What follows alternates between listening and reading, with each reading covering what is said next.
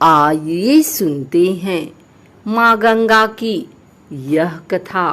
गंगा जाह्नवी और भागीरथी कहलाने वाली गंगा नदी भारत की सबसे महत्वपूर्ण नदियों में से एक है। यह मात्र एक जल स्रोत नहीं है, बल्कि भारतीय मान्यताओं में यह नदी पूजनीय है, जिसे गंगा माँ अथवा गंगा देवी के नाम से सम्मानित किया जाता है। एक पौराणिक कथा के अनुसार गंगा पृथ्वी पर आने से पहले सूर्यलोक में रहती थी। तो क्या कारण था जो यह पवित्र नदी धरती पर आई? इसे यहाँ कौन लाया? गंगा नदी के पृथ्वी लोक में आने के पीछे कई सारी लोक कथाएं प्रचलित हैं, लेकिन इस सबसे अहम एवं रोचक कथा है पुराणों में। एक पौराणिक कथा के अनुसार अति प्राचीन समय में पर्वतराज हिमालय और सुमेरु पर्वत की पुत्री मैना की अत्यंत रूपवती एवं सर्वगुण संपन्न 2 कन्याएं थीं। 2 कन्याओं में से बड़ी थी गंगा तथा छोटी पुत्री का नाम था उमा। कहते हैं बड़ी पुत्री गंगा अत्यंत प्रभावशाली और असाधारण दैवीय गुणों से संपन्न थी, लेकिन साथ ही वह किसी बंधन को स्वीकार न करने के लिए भी जानी जाती थी। हर कार्य में अपनी मनमानी करना उनकी आदत थी। हिमालय से बेहद ऊंचाई पर सूर्यलोक में रहने वाले देवताओं की दृष्टि गंगा पर पड़ी। उन्होंने उनकी असाधारण प्रतिभा को सृष्टि के कल्याण के लिए चुना और उन्हें अपने साथ स्वर्गलोक ले गए। अब पर्वतराज के पास एक ही कन्या शेष थी, उमा। उमा ने भगवान शिव की तपस्या की और तप पूर्ण होने पर भगवान शंकर को ही वर के रूप में मांग लिया। इस तरह से दोनों का विवाह संपन्न हुआ। शिव और उमा के विवाह के वर्षों बाद भी दोनों को संतान प्राप्ति ना हुई। एक दिन भगवान शिव के मन में संतान उत्पन्न करने का विचार आया। तब उनके इस विचार की सूचना सृष्टि के रचनाकार ब्रह्मा जी तक पहुंची तो उनके सहित सभी देवता चिंता में पड़ गए। उन्हें यह समझ नहीं आ रहा था कि महादेव जैसे अत्यंत तेजस्वी देव के संतान के तेज को कौन संभाल सकेगा। इसका जवाब उन्हें स्वयं भगवान शंकर के अलावा कोई नहीं दे सकता था। तो सभी अपनी पुकार लेकर उनके पास पहुंच गए। उनके कहने पर अग्नि ने यह भार ग्रहण किया और परिणाम स्वरूप अग्नि के समान महान तेजस्वी स्वामी कार्तिकेय का जन्म हुआ। देवताओं के इस षड्यंत्र से उमा के संतान होने में बाधा पड़ी तो उन्होंने क्रुद्ध होकर देवताओं को श्राप दे दिया कि भविष्य में वे कभी पिता नहीं बन सकेंगे। इस बीच सूर्यलोक में विचरण करती हुई गंगा से उमा की भेंट हुई। गंगा ने उमा को बताया कि अब वह सूर्यलोक में और नहीं रहना चाहती और अपनी मातृभूमि पृथ्वी पर जाना चाहती हैं, जिस पर उमा ने गंगा को आश्वासन दिया कि वे भविष्य में उसकी इस प्रार्थना का कोई ना कोई समाधान अवश्य निकालेंगी। यहीं से गंगा के पृथ्वी पर आने की कथा का एक नया अध्याय शुरू होता है, जो कि भगवान राम की नगरी अयोध्या से जुड़ा है, जिसे पुराणों में अयोध्यापुरी के नाम से जाना जाता था। वहां सगर नाम के एक राजा थे जिनकी कोई संतान नहीं थी। सगर राजा की दो रानियां थी, केसनी तथा सुमति, किंतु दोनों से ही राजा को पुत्र की उत्पत्ति नहीं हो रही थी, जिसके फलस्वरूप उन्होंने दोनों पत्नियों को साथ लेकर हिमालय के भृगुप्रस्थवर्ण नामक प्रांत में तपस्या करने का फैसला किया। एक लंबी तपस्या के बाद महर्षि भृगु राजा और उनकी पत्नियों से प्रसन्न हुए और वरदान देने के लिए प्रकट हुए। उन्होंने कहा, हे राजन, तुम्हारी तपस्या से मैं अत्यंत प्रसन्न हूँ और तुम्हारी दोनों पत्नियों को पुत्र का वरदान देता हूँ, लेकिन दोनों में से एक पत्नी को केवल एक पुत्र की प्राप्ति होगी, जो वंश को आगे बढ़ाने में सहायक साबित होगी, तथा दूसरी पत्नी को 60,000 पुत्रों का वर हासिल होगा।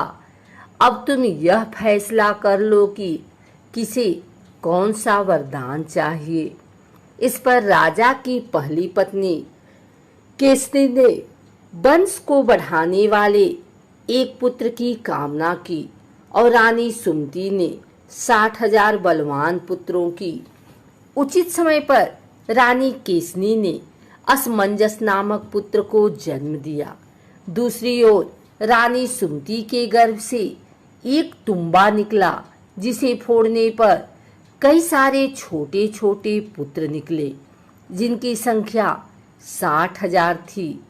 उन सब का पालन पोषण घी के घड़ों में रखकर किया गया। समय बीतने पर सभी पुत्र बड़े हो गए। महाराज सगर का ज्येष्ठ एवं वंश को आगे बढ़ाने वाला पुत्र असमंजस बड़ा दुराचारी था। उसके कहर से सारी प्रजा परेशान थी। इसीलिए परिणाम स्वरूप राजा ने उसे नगर से बाहर कर दिया। कुछ समय बाद असमंजस के यहाँ अंशुमान नाम का एक पुत्र हुआ। वह अपने पिता से बिल्कुल विपरीत स्वभाव का था। अंशुमान अत्यंत सदाचारी, पराक्रमी एवं लोगों की सहायता करने वाला था। एक दिन राजा सगर ने महान अश्वमेध यज्ञ करवाने का फैसला किया, जिसके लिए उन्होंने हिमालय एवं विंध्याचल के बीच की हरी भरी भूमि को चुना और वहां एक विशाल यज्ञ मंडप का निर्माण करवाया। इसके बाद अश्वमेध यज्ञ के लिए श्याम कर्ण घोड़ा छोड़कर उसकी रक्षा के लिए पराक्रमी अंशुमान को सेना के साथ उसके पीछे पीछे भेज दिया। यज्ञ सफलतापूर्वक बढ़ रहा था, जिसे देख इंद्रदेव काफी भयभीत हो गए। तभी उन्होंने एक राक्षस का रूप धारण किया और हिमालय पर पहुंचकर राजा सगर के उस घोड़े को चुरा लिया। घोड़े की चोरी की सूचना पाते ही राजा सगर के होश उड़ गए।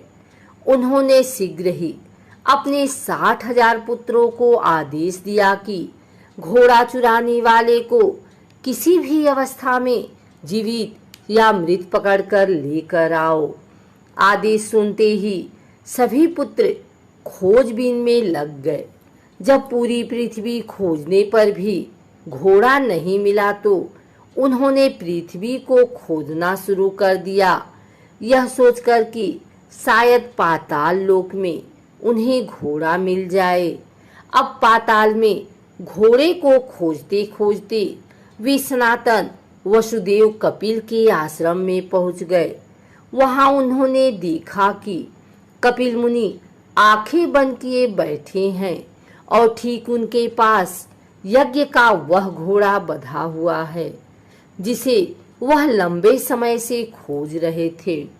इस पर सभी मंदबुद्धि पुत्र क्रोध में कपिल मुनि को घोड़े का चोर समझकर उन्हें अपशब्द कहने लगे। उनके इस कुकृत्यों से कपिल मुनि की समाधि भंग हो गई। आंखें खुलते ही उन्होंने क्रोध में सभी राजकुमारों को अपने तेज से भस्म कर दिया, लेकिन इसकी सूचना राजा सगर को नहीं थी। जब लंबा समय बीत गया तो राजा फिर से चिंतित हो गए। अब उन्होंने अपने तेजस्वी पौत्र अंशुमान को अपने पुत्रों तथा घोड़े का पता लगाने के लिए आदेश दिया। आज्ञा का पालन करते हुए अंशुमान उस रास्ते पर निकल पड़ा जो रास्ता उसके चाचाओं ने बनाया था। मार्ग में उसे जो भी पूजनीय ऋषि मुनि मिलते वह उनका सम्मान पूर्वक आदर सत्कार करता। खोजते खोजते वह कपिल आश्रम के पास पहुंचा। वहां का दृश्य देख वह बेहद आश्चर्यचकित हुआ। उसने देखा कि भूमि पर उसके 60,000 चाचाओं के भस्म हुए शरीरों की राख पड़ी थी और पास ही यज्ञ का घोड़ा चल रहा था। यह देख वह निराश हो गया। अब उसने राख को विधि पूर्वक प्रवाह करने के लिए जलाशय खोजने की कोशिश की, लेकिन उसे कुछ न मिला। तभी उसकी नजर अपने चाचाओं के मामा गरुड़ पर पड़ी। उसने गरुड़ से सहायता मांगी तो उन्होंने उसे बताया कि किस प्रकार से कपिल मुनि द्वारा उसके चाचाओं को भस्म किया गया है। वह आगे बोले कि उसके चाचाओं की मृत्यु कोई साधारण नहीं थी, इसीलिए उनका तर्पण करने के लिए कोई भी साधारण सरोवर या जलाशय काफी नहीं होगा। इसके लिए तो केवल हिमालय की ज्येष्ठ पुत्री गंगा के जल से ही तर्पण करना सही माना जाएगा। गरुड़ द्वारा राय मिलने पर अंशुमान घोड़े को लेकर वापस अयोध्या पहुंचा और राजा सगर को सारा वाक्य बताया। राजा काफी दुखी हुए, लेकिन अपने पुत्रों का उद्धार करने के लिए उन्होंने गंगा को पृथ्वी पर लाने का फैसला किया। लेकिन यह सब होगा कैसे, उन्हें समझ में नहीं आया। कुछ समय पश्चात महाराज सगर का देहांत हो गया, जिसके बाद अंशुमान को राजगद्दी पर बैठाया गया। आगे चलकर अंशुमान को दिलीप नामक पुत्र की प्राप्ति हुई।